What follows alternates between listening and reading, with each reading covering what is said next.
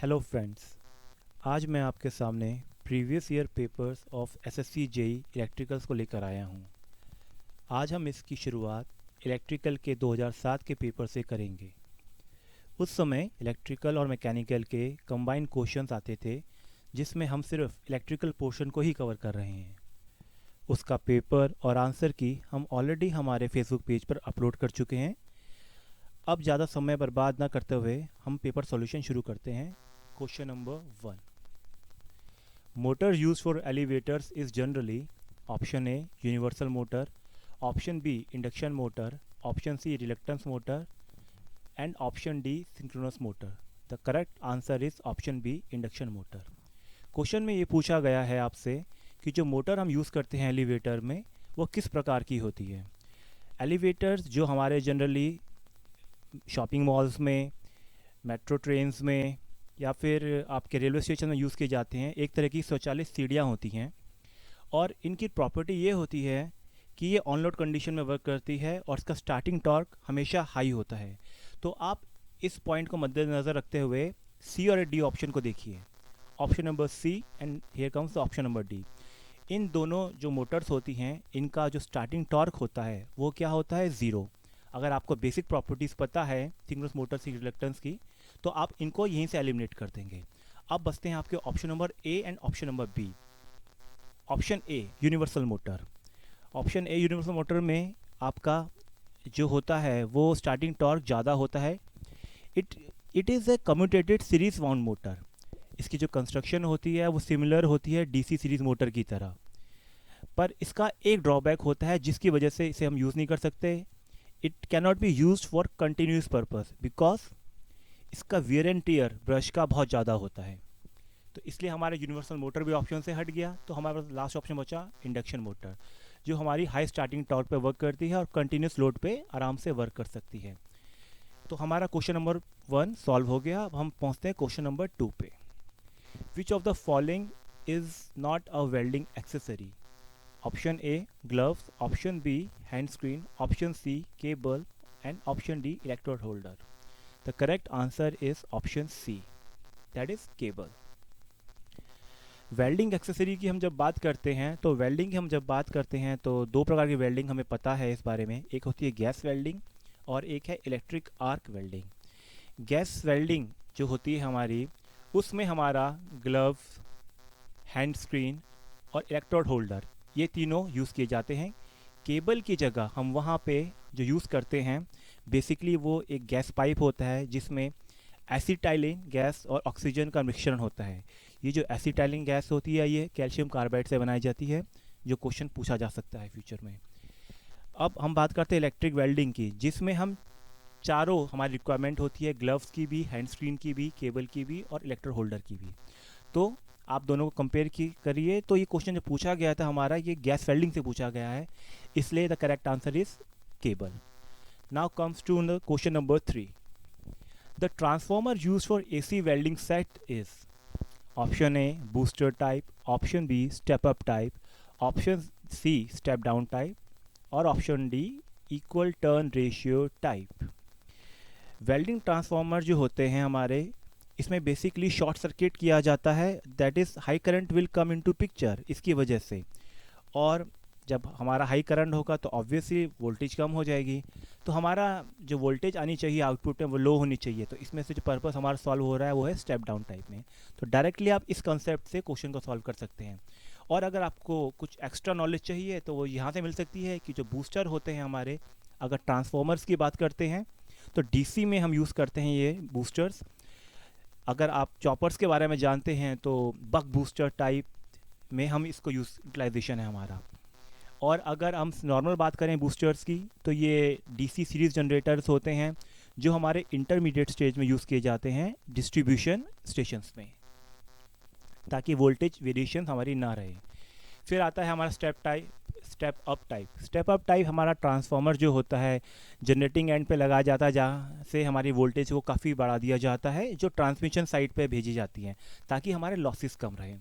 फिर है हमारा equal turn ratio type. Equal turn ratio type में क्या होता है हमारा कि उसको हम बेसिकली आइसोलेशन पर्पस के लिए यूज़ करते हैं फॉर इलेक्ट्रॉनिक सर्किट्स, यानी इलेक्ट्रॉनिक सर्किट्स में इक्वल टर्न रेशियो को हम यूज़ करते हैं. Now comes to question number 4. A relay performs the function of. एक जो रिले है हमारा वो किस फंक्शन के लिए यूज़ किया जाता है? The option A is fault isolation, option B fault detection, option C fault prevention, and option D, all of the above. The correct answer here is B, fault detection. Relay is nothing but a protection device. It senses abnormal condition and provides signal to circuit breakers. Basic working जो होती है हमारी release की, जो हम substation होता है वहाँ पे क्या होता है, हमारा जो हाई वोल्टेज और करंट आता है उसको हम पहले स्टेप डाउन करते हैं सीटी और पीटी से या सीवीटी से. सीवीटी क्या होता है आपका? Capacitor voltage transformer. अब उसके बाद जो ये वोल्टेज होती है ये हमारी सेंस करता है रिले. रिले सेंस जब करता है उस सिग्नल को तो इट डिटेक्ट. अगर कोई भी एबनॉर्मेलिटी आती है हमारी करंट में या चेंज इन इम्पीडेंस में तो वो उस चेंज को आपके सर्किट ब्रेकर पे वो सिग्नल सेंड कर देता है और सर्किट ब्रेकर लाइन को ट्रिप कर देता है. तो basically relay perform the function of fault detection. Now comes to question number 4. HRC fuse provide best protection against. Option A, open circuit, option B, overload, option C, reverse current, and option D, short circuit. HRC fuse जो होते हैं वो best protection किसके लिए देते हैं? तो correct answer है आपका शॉर्ट सर्किट. HRC फ्यूज़ होते क्या है? इनकी फुल फॉर्म होती है हाई रप्चरिंग कैपेसिटी फ्यूज़. हमारे टाइम पे, पुराने ज़माने पे, जो पुराने टाइम पे हम यूज़ करते थे फ्यूज़ेस, वो HRC फ्यूज़ ही यूज़ करते थे. और इनमें क्या होता था, जब हमारा हाई करंट फ्लो करता था तो हीटिंग की वजह से इनकी जो फ्यूज़ वायर होती थी वो मेल्ट कर जाती थी. तो इसलिए रिलायबिलिटी इनकी काफ़ी ज़्यादा कम हो जाती है एज़ कम्पेयर टू जो अब हम फ्यूज़ यूज़ कर रहे हैं वो है हमारे MCB. इनका शॉर्ट फॉर्म होता है, फुल फॉर्म में बोलेंगे इनको miniature circuit breakers. Now comes to question number 6. The scale of moving iron instrument is option A uniform, option B cramped, option C linear and option D all of the above. The correct answer is option B cramped. आप deflecting torque जो equation होती है moving iron की वो ये होती है आपकी T D is equal to half I square D L by D theta. And जो टॉर्क इक्वेशन होती है वो होती है T C is equal to K theta.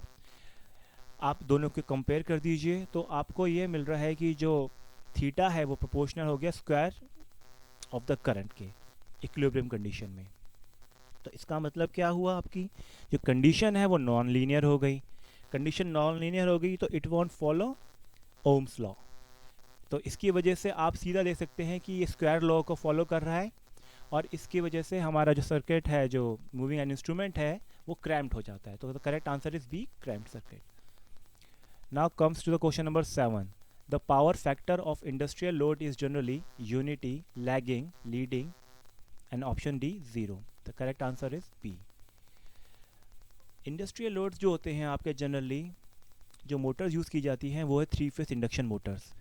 3 phase induction motor हम जो यूज़ करते हैं वो करीबन 80 to 90% हम यूज़ करते हैं. और आपकी जो इंडक्शन मोटर होती हैं वो बेसिकली लैगिंग पे ही वर्क करती हैं. तो लैगिंग पे जो मशीन वर्क करेगी, इंडक्टिव लोड काउंट करेगा वो, यानी voltage leads the current. The correct answer is lagging. Now comes to the question number 8. The value of demand factor is less than 1, option A, greater than 1, option B, equal to 1, option C, 0, option D. The correct answer is A. Demand factor होता क्या है? Demand factor होता है ratio होता है maximum demand का जो power station में आती है टू द कनेक्टेड लोड, यानी जितना लोड कनेक्ट हो रखा है. That is demand factor equal to maximum load divided by connected load. तो आप इक्वेशन के अकॉर्डिंग समझ सकते हैं it will always remain lesser than 1. Knowledge of demand factor is vital in determining the capacity of plant equipment. ये बात बहुत important आपको याद रखनी है कि जो डिमांड फैक्टर है इसका एक यूटिलाइजेशन होता है प्लांट कैपेसिटी, प्लांट इक्विपमेंट की जो कैपेसिटी है उसको डिटर्मिनेशन के लिए. Now comes to the question number 9. The slip of an induction motor under full load condition is about option A 0.1, option B 0.8, option C 0.2 and option D 0.03. The correct answer is option number D 0.03. आप अपने right hand side पे graph देख सकते हैं जो speed torque curve है। Basically जो speed torque आप कर्व है आपका, इसमें आप ये जो लाइन देख रहे हैं ये है आपका बेसिकली टॉर्क की जो कर्व बन रहा है आपका, ये है ब्रेकडाउन टॉर्क आपका। जब स्पीड हमारी ज़ीरो होती है और मैक्सिमम स्पीड तक पहुंचती है, यानी from no load condition to full load condition, आप यहाँ पे एक पॉइंट देख सकते हैं। यहाँ पे बेसिकली यहाँ पे स्लिप जो है आपकी वो बता रही है कि कितनी कम है, क्योंकि स्पीड आपकी जितनी ज़्यादा होगी यानी फुल लोड कंडीशन पे तो स्पीड आपकी ज़्यादा होगी रोटर की, तो स्लिप और स्पीड का रिलेशन इन्वर्सली होता है, यानी स्पीड ज़्यादा जितनी होती है वहाँ पर स्लिप कम होता है, तो स्लिप मिनिमम होगी and approximately it will be in between 1 to 3%, or you can say 0.01 to 0.03, which is the correct option number D. Now comes to question number 10. The motor used in the ceiling fans is option number A capacitor start, option number B slip ring, option number C resistance split phase and option number D capacitor start capacitor run.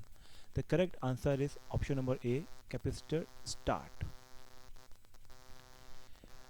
इसमें हम थोड़ा सा explanation करेंगे each and every option का, ताकि इसमें से जो क्वेश्चन हमारे ऑब्जेक्टिव और बनते हैं हम उसको यहीं पे सॉल्व आउट कर लें।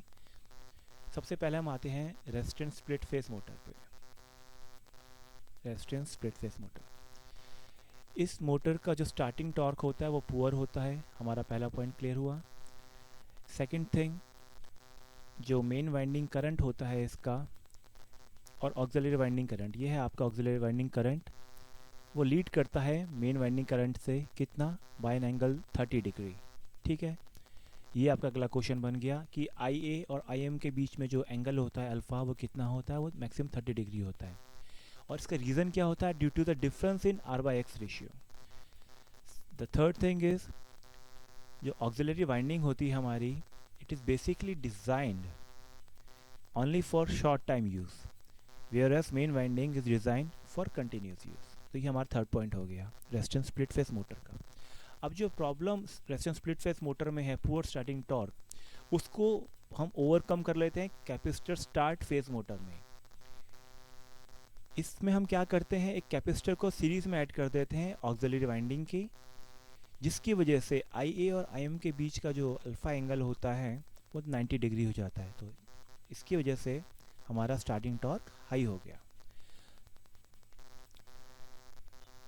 थर्ड थिंग इज, इसमें हमारा जो कैपेसिटर यूज़ होता है वो इलेक्ट्रोलिटिक कैपेसिटर है, बिकॉज इसकी जो रिक्वायरमेंट होती है VAR रिक्वायरमेंट वो बहुत हाई होती है। अब आ जाते हैं capacitor start capacitor run motor में।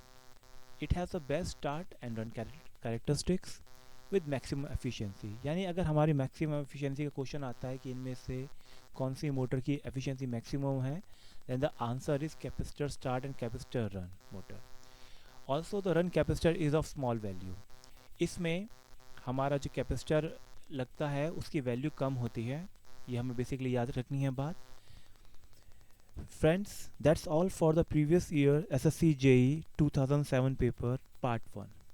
The explanation of next 10 question will be in our upcoming video, which will be uploaded very soon. To download the PDF version of this solution, please visit our Facebook page SSC JEE Previous Year Solved Papers. I repeat, SSC JEE Previous Year Solved Papers.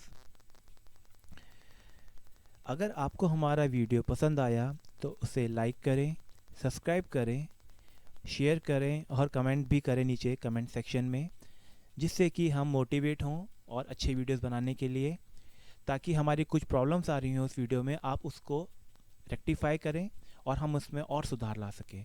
Thank you friends for listening and seeing our video.